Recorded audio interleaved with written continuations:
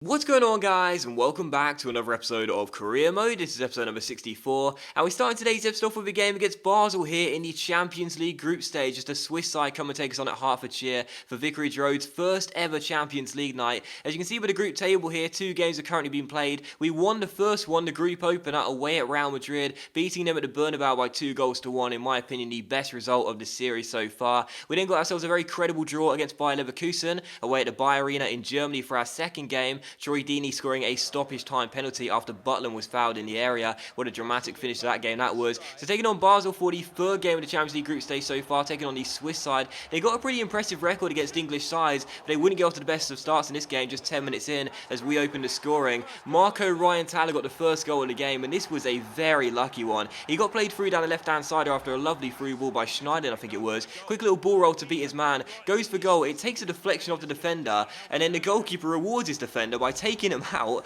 after trying to clear the ball off the line. He hits it straight against Ryan Thaler, who just taps the ball over the line, and then it hits the goalkeeper and comes out again, but it had already crossed the line, and Ryan Thaler does open the scoring. So a pretty fortunate goal, that one, I have to admit. But we do take the lead and make it Watford 1, Basel 0. When your luck is in, it really is in. So 1-0 to Watford. Ryan Thaler with his first ever Champions League goal, and in the 18th minute, Conor Plianka almost got his first goal for Watford. He goes for goal from this free kick from a mile out, but it's a really good save by the goalkeeper, and he turns it behind for a corner. And from that corner, our goal scorer Ryan Thaler crosses the ball in. The goalkeeper punches it away, only as far as Klein though, who flicks it down to Loftus-Cheek, takes it round Delgado with the fake shot, goes for goal from just inside the area, gets a lot of power behind the shot, but the goalkeeper does well to turn it behind for a corner and keep it at 1-0. But at half-time, as you could see, Basel may have been dominating possession like a lot of teams will do against us in this series, but we were in front by a goal to nil and playing quite well. 6 shots and 6 on target in the first half. We started the second half off quite brightly as well. 12 minutes after the restart, Ryan Thaler crossed the ball into the centre, picks out Balotelli, but the header goes straight to the gloves of the goalkeeper, and it is still 1-0. And in the 63rd minute, Basel one of their first real chances of the game as they get themselves inside here to shoot, but Butland makes a good save and turns behind for a corner. So Butland, the contract saga continues with our captain,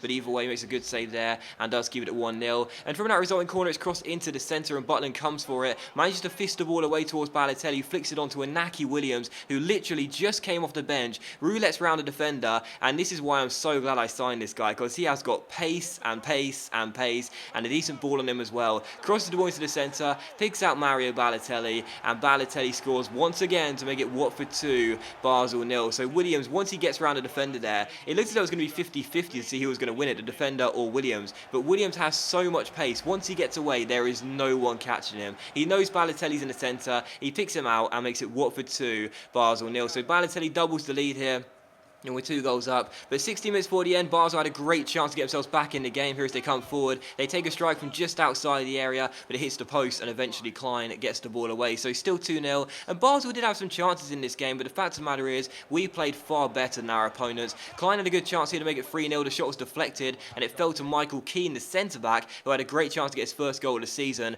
Put the shot wide, the post and behind for a goal kick, though, and showed us always a defender and not a striker. So still 2-0. And one of the final chances fell in the 90th minute here as we crossed the ball to the far post. Ryan Thaler, who scored the first goal, picks it up, takes it around the defender. Lovely skill from Marco the Magician, and goes for goal. It's saved by the goalkeeper, and Mario Balotelli, who's had a red-hot start to the season, already got 10 goals in all competitions, should have made it 3-0 and put the icing on the cherry on the cake, as I would say, but could somehow only put the ball over the bar. So full-time result, Watford 2, Basel 0, but I don't mind. As you can see with the stats come full-time as well. 18 shots, 13 on target, and a very, very impressive game. When I created this custom formation, a few people had their doubts, and so did I, to be fair. I had my doubts over the formation as well. I thought against the bigger teams we'd get opened up way too much, but to be honest, those are the games where I know that I've made the right decision by choosing this custom formation, because we are just so attack-minded now, and we get a lot more chances than usual. That was a really fun game to play, and we did get the win by 2-0. So who would have thought of this?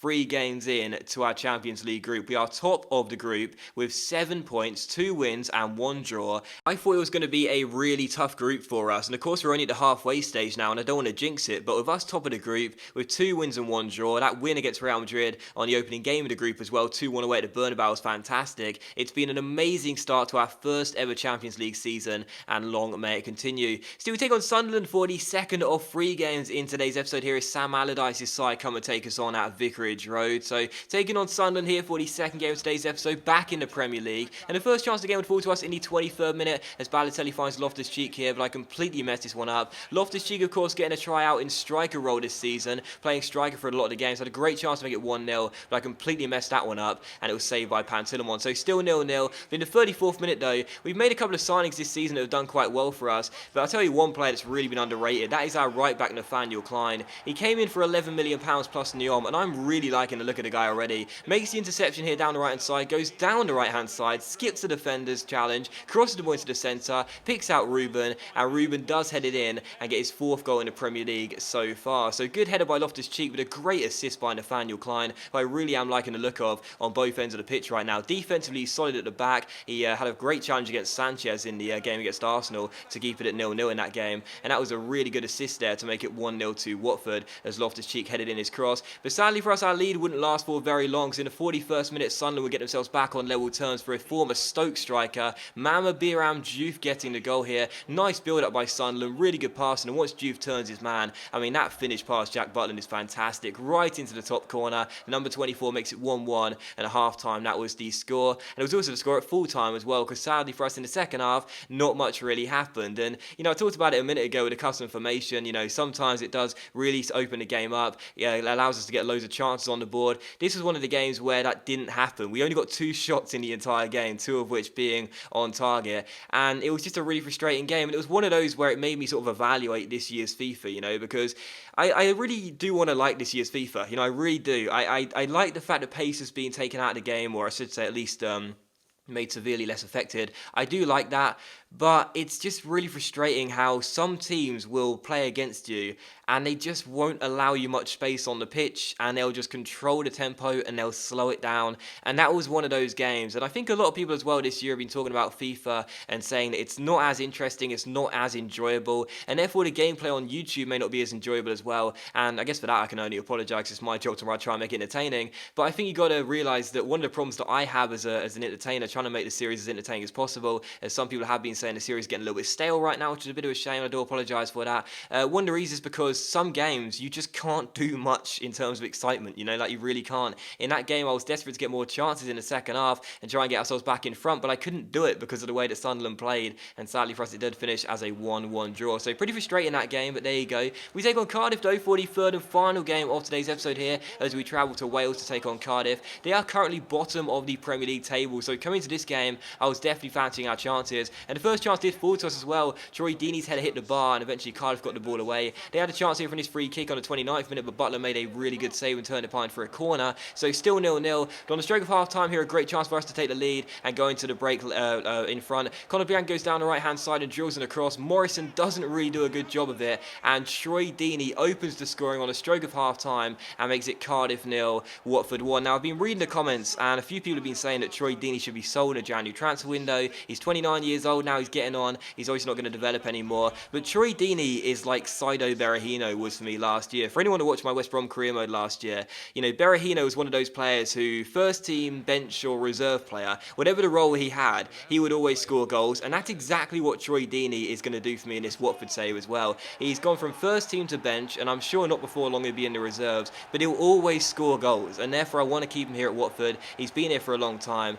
Troy Deeney is like my Saido Berahino last year, and I don't want to get rid of the guy, as he does open the scoring here on a stroke of half time. But 2 minutes after the restart, Cardiff would get themselves back on level terms, and how about this for a volley from Anthony Pilkington? The power he got behind that was fantastic. Really good strike by Anthony Pilkington, rifles it past Jack Butland, and I had no complaints on my goalkeeper there. What a fantastic strike, and Cardiff are back on level terms. But Cardiff would only remain on level terms for just a few minutes, because 6 minutes after the Pilkington goal, Troy Deeney got his second of the game and restored our lead in this one. It was a good header forward by Nathaniel Klein, as Deeney picks the ball up here. He dances around the Cardiff defender, smashes the ball in the near post, gives the goalkeeper no chance, and gets his second goal of the game, his 3rd of the season so far in all competitions, and does make it Cardiff 1, Watford 2, and gets us back in the lead in this game. And we wrap the 3 points up here in the 90th minute as well. It's a first Watford goal for Conor Plianka, our new record signing, and this felt really good because the Ukrainian's come in and he's had a pretty decent start, won a couple of penalties, got a couple of assists, but no goals for him yet so far. He's had a few chances, but he does take this one. A really good finish finish with the left foot, puts it into the top corner, and does make it Cardiff 1, Watford 3. So the point secured here away in Wales. Really pleased with that as well, because our last 3 Premier League games were draws